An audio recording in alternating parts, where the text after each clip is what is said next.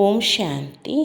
இன்று அறிவோமா ஆன்மீகம் பகுதியில் பண்பு நிறைந்த குழந்தையை உருவாக்குவதற்கு ஒரு தாயிடம் இருக்க வேண்டிய 5 குணநலன்கள் என்கிற தலைப்பை பற்றி பார்க்கலாம். 1. தூய்மையான அன்பின் ஆதாரம். ஒரு அழகான தாய் தனது குழந்தைக்கு தூய்மையான அன்பின் ஆதாரமாக இருக்கிறார். குழந்தை தனது வயிற்றில் இருக்கும் காலத்திலிருந்தே குழந்தையை வளர்ப்பது அவருடைய அன்பு. குழந்தையின் அனைத்து சிறப்புகள், குணங்கள் மற்றும் சக்திகளை முன்னிலைப்படுத்தி குழந்தையை உலகத்தில் சிறப்புற செய்வது அவருடைய அன்பாகும். 2. மிகுதித்தன்மை நிறைந்த ஒரு ஆளுமை.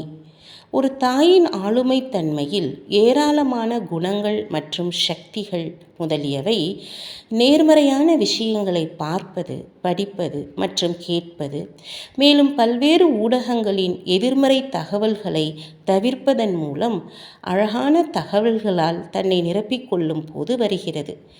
ஒரு அழகான மற்றும் முழுமையான குழந்தையை உருவாக்குவதற்கு அவருடைய மிகுதி தொடர்ந்து தனது குழந்தைக்கும் செல்கிறது. 3.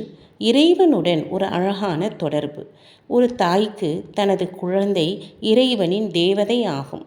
அதை அவர் இறைவனிடமிருந்து பரிசாக பெறுகிறார்.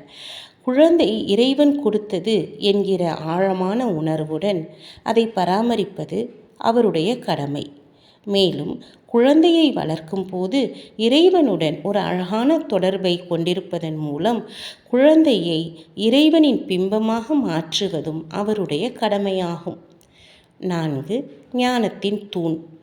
குழந்தையை எப்படி வளர்ப்பது, எப்படி அழகான நபராக மாற்றுவது, அனைவராலும் நேசிக்கப்படுவது மற்றும் மதிக்கப்படுவது பற்றிய தாயின் ஞானம் குழந்தையின் ஒட்டுமொத்த ஆளுமை வளர்ச்சிக்கு மிகவும் முக்கியமானது.